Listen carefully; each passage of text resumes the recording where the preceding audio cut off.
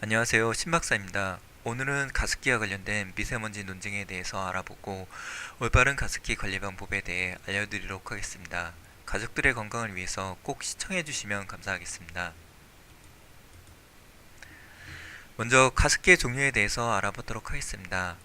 가습기는 이미 아시는 것처럼 크게 초음파 가습기, 가열식 가습기, 자연기화식 가습기로 나뉩니다. 이 중에서 초음파 가습기가 소음이 상대적으로 적고 저렴해서 일반적으로 많이 사용되고 있습니다. 아마 시청자분들께서는 비가 오면 미세먼지 수치가 낮아져서 가습기로 미세먼지를 줄일 수 있다고 생각하시는 분들도 많으실 것 같습니다. 그런데 가습기가 오히려 미세먼지를 증가시킨다는 말이 있다는 사실 알고 계셨나요?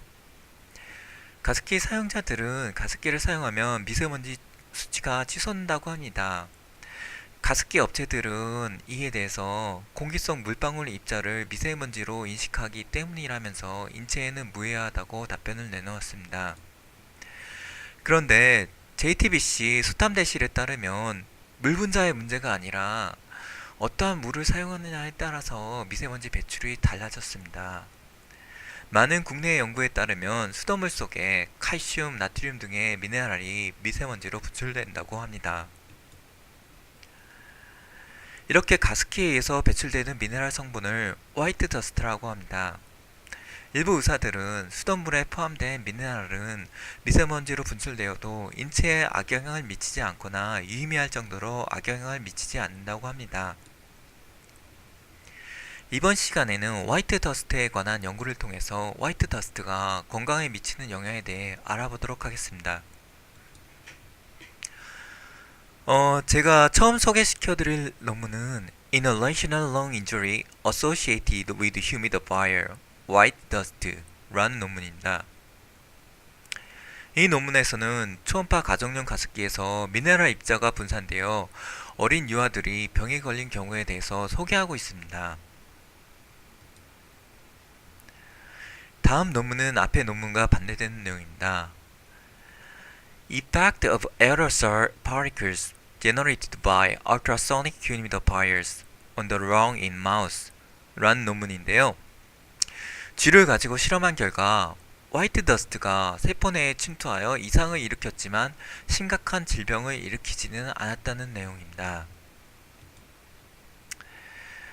그래서 앞에 두 논문을 가지고 결론을 내리자면 화이트 더스트에 관련된 연구들이 많이 부족하지만 일반인에게는 크게 위험하다고 생각되지는 않습니다. 하지만 가습기를 어린아이나 천식 환자들이 많이 사용하는 것까지 고려하면 정확한 결론을 내리기는 어렵네요. 그렇지만 공업적으로 생성된 미세먼지보다 덜 해로워서 가습기 살충제나 세균 번식에 비하면 위험성이 낮아 보이는 것도 사실입니다. 그러면 화이트 더스트나 여러 위험 요소에 대해 어떻게 대비해야 될지 살펴보도록 하겠습니다.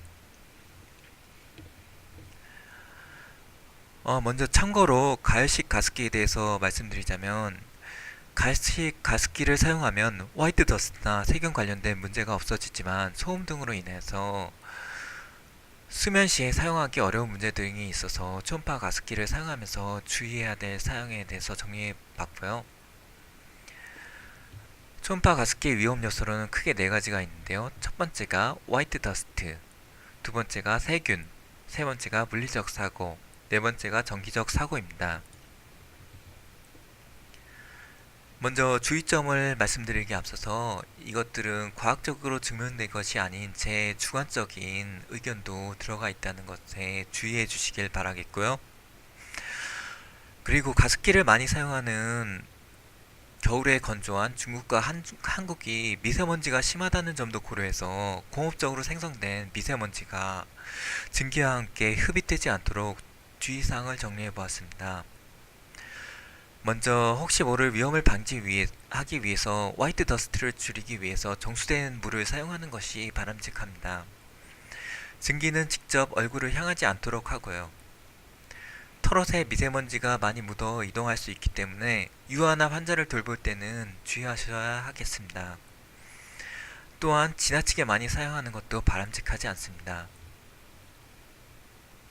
그 다음은 세균인데요. 가습기를 사용한 후에는 가습기를 청소하시기 바랍니다. 청소할 때는 초음파를 발생시키는 단자에 충격을 주지 않도록 주의해서 청소하시기 바라겠고요.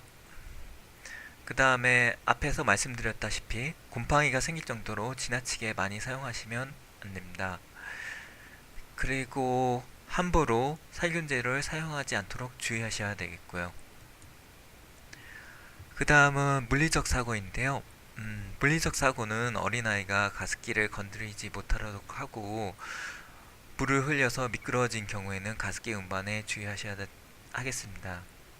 그 다음엔 전기 사고입니다. 어린아이가 가습기 전기선을 가지고 놀지 못하도록 주의하셔야 합니다.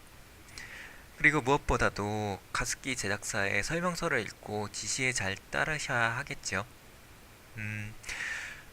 오늘은 가습기 사용할 때 주의점에 대해서 알아봤는데요. 영상이 도움이 되셨다면 구독, 알람, 좋아요 부탁드립니다. 그리고 도움이 안 되셨다면 댓글로 바라는 점이나 알고 싶은 주제를 알려주시면 감사하겠습니다. 그럼 다음 동영상으로 또 찾아뵙도록 하겠습니다.